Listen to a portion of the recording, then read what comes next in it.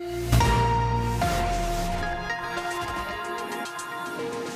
country is still recovering from the election hangover that many of us are feeling. From delayed results to waiting for the Conservative leader's by-election, it's been a wild ride. But the new Prime Minister is clipping along at a rapid pace, and a new session of Parliament is about to start. MPs are back in the House next week, and King Charles will open Parliament with a speech from the throne. Joining us now are David Akin, our chief political correspondent, and Shannon Proudfoot, Ottawa feature writer at the Globe and Mail. Welcome to our long weekend politics panel. It is a long weekend, goodness. And it's been a long week as well. It's been a long 7 weeks. We were both, actually, last time Shannon and I ran into each other, we were on a campaign tour. So you traveled, I traveled. Glad to put my feet up. Everyone needs a nap. I think everyone's ready for it, but we got to power through a few more weeks here. And it's been interesting because we're saying, that there's this sort of election hangover in the country. And we've just gone through this, but at the same time, Mark Carney's government trying to move at a rapid clip, trying to get things accomplished. Their first week, we learned about the cabinet. Kind of similar to the old cabinet in terms of the high-profile posts, although lots of new faces. Mark Carney promising to knock down the income tax for the middle class by signing off this very dramatic-looking document in a red folder, similar to what he did with the carbon tax, and also finding out there's not going to be a budget. So, David, how do you think the first week has gone? Let me just talk about that visuals of that budget document, right? One of the things Carney campaigned on was change. One of the things the people around Carney and Carney himself recognizes we have to look different than the Trudeau guys. I've been here on Parliament Hill since '05, and we've been inside that cabinet room 3 times, 2 or 3 times since Carney's. I've never been inside the cabinet room. Like, it just was not a place. So you get to go in there now? Yeah, we've been invited in to watch this whole thing. So there's a visual there that whatever the content is, and people can criticize it for looking maybe too Republican or something, but it's, I think, an important way that the Carney administration is trying to say, we're doing things and it's going to look a bit different. So I just sort of make that sort of, comment about that. On the budget thing, I'd just like to see more explanation why it's impossible to present the plan that you just ran around the country saying you had. You had a plan, sir. I'm the guy with the plan. Candidate Carney said, and now PM Carney doesn't want to present that plan. Speech from the throne is a bit of a blueprint, but the budget is an actual plan. Yeah, and the speech from the throne doesn't contain things like exact numbers or benchmarks that we look for in a budget that tells us how they're going to do things, how much it's going to cost, when they're going to do it, over how many years. Were you surprised, Shannon, to hear that there would be no budget this year? I was really surprised. I mean, especially since he's economist guy. And his famous saying, that he borrowed from Tim Geithner during the economic crisis is "plan beats no plan." Budget's a pretty good plan, and they're not. There hasn't even really been a clear explanation for why they're not. You had Francois Philippe Champagne outlining this 3-step program that just didn't include a budget, but there was no real explanation for why not. There's this sense from Carney of we're moving fast, we're going hard on things. We've got a G7, we've got all these things to do. We just don't have time to do that. And then you had, I think, Melanie Joly also saying there's so much uncertainty in the air, which would be a really good time to lay down a baseline and a plan for how to deal with it. So it is a bit baffling. The government's job is to decide how to go forward. David, have you heard any theories on why they're not doing this? We've done, again, I have to look, we have had, in the last 25 years, we've had 2 years in which there was no budget. When one just very recently, Chrystia Freeland failed to present a budget a couple of years ago in the middle of COVID. And that's when we were sending all sorts of CERB money out the door and who knew what. And I think people by and large gave that a bit of a pass, or people weren't so, I don't know. I didn't hear the criticism for not presenting a budget that year. Everything was so strange. Everything then, right? was so strange. You kind of got a pass. It was all uncharted territory. And then Jacques Chrétien didn't present a budget, I had to look it up, in 2002. He got elected in 2000, did not present in late 2000, but presented a very detailed, fiscal update plus in December of 2000. Then he went all of 2000, the spring of 2001 went by, no budget. Then September 2001 happened, and that every world government had to change, and he presented a budget later that year. So we didn't have a budget in December 2001, and then he didn't present one in 2002. There's your history of budgets not happening.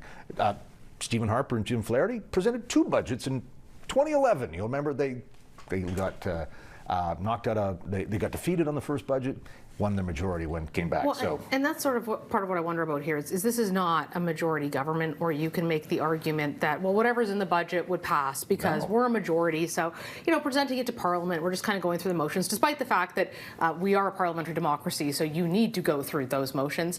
Is this more problematic for them, Shannon, in the fact that they do have a minority government and it's not automatic that everything that they would want to do would just be accepted?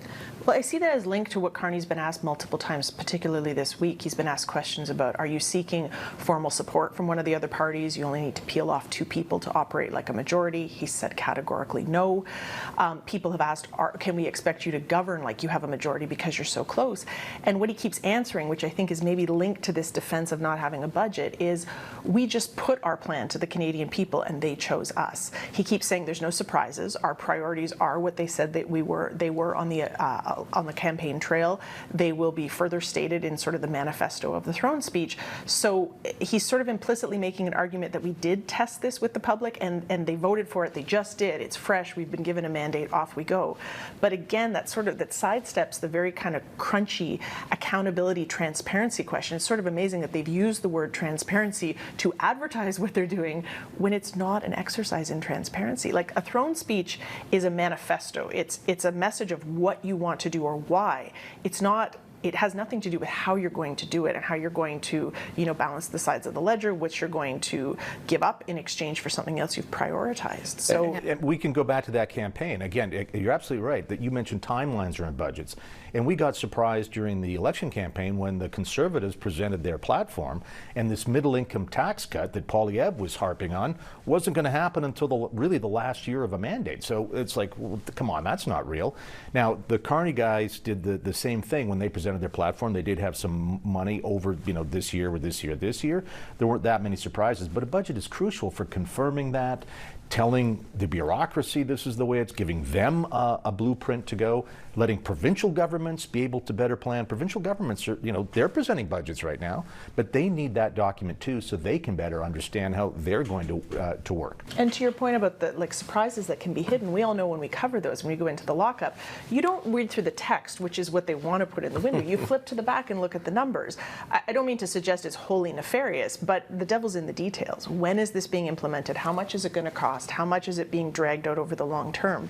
That really matters, and that only comes. And it's also how people like economists can look at it and tell you this is realistic or this is not. Exactly. How much tariff revenue is the because both Conservatives and Liberals did book some tariff revenue, and let's remind everybody again, that's a tax increase on Canadians. Tariff revenue means you've raised taxes, and we know why we had to do that.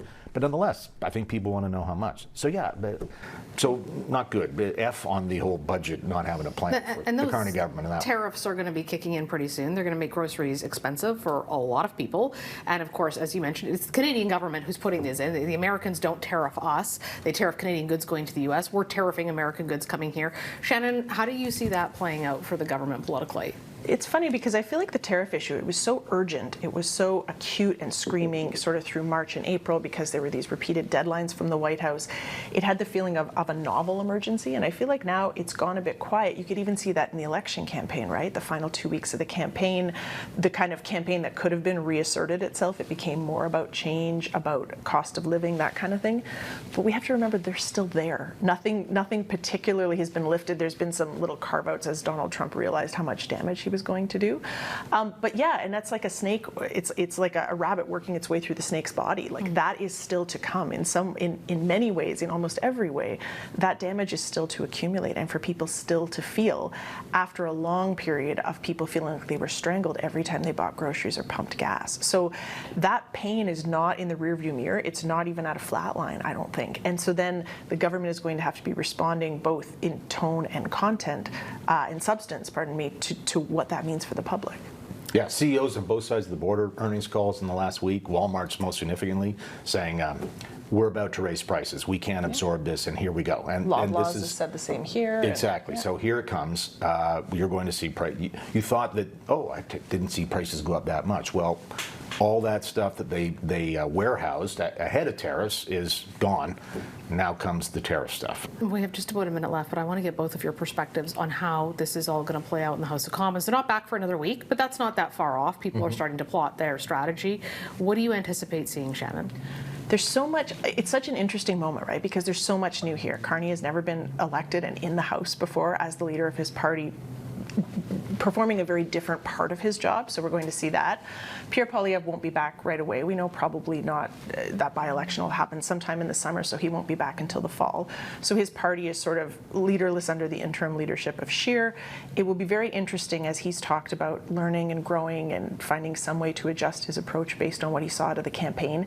Do we see that manifest in his party? Is there a little more magnanimity, cooperation? They've talked about that. How do they strike that balance between prosecuting the case as the official opposition, but not looking obstructionist and making good on their pledge to, when it makes sense, when it's on behalf of Canadians, we will work with them. To me, it feels like a real sense of sort of things crystallizing. David? The last time the House met, the Conservatives were filibustering over document production and having great fun doing that, and they were up 25 points in the polls. Things have changed significantly. So I, too, am looking for a significant change in approach by the opposition, and I think the Liberals are sensing that they can get some stuff done by making sure that they don't take advantage of a little bit, a tiny bit of goodwill that might be on the Conservative benches. In other words, you promise like to build, put stuff that builds, we'll probably vote for it, or at least they won't vote against it. I think it's going to be a very interesting, month and a half. Honeymoon's going to be over, I think, pretty quick, probably by the fall, but I think we're going to very interesting, June. Well, and lots to come on that, everything from housing to pipelines to trade, big promises that have been made, and a government and a parliament to get it done. We look forward to speaking to both of you about what we're expecting there. Thanks for joining us. Thanks.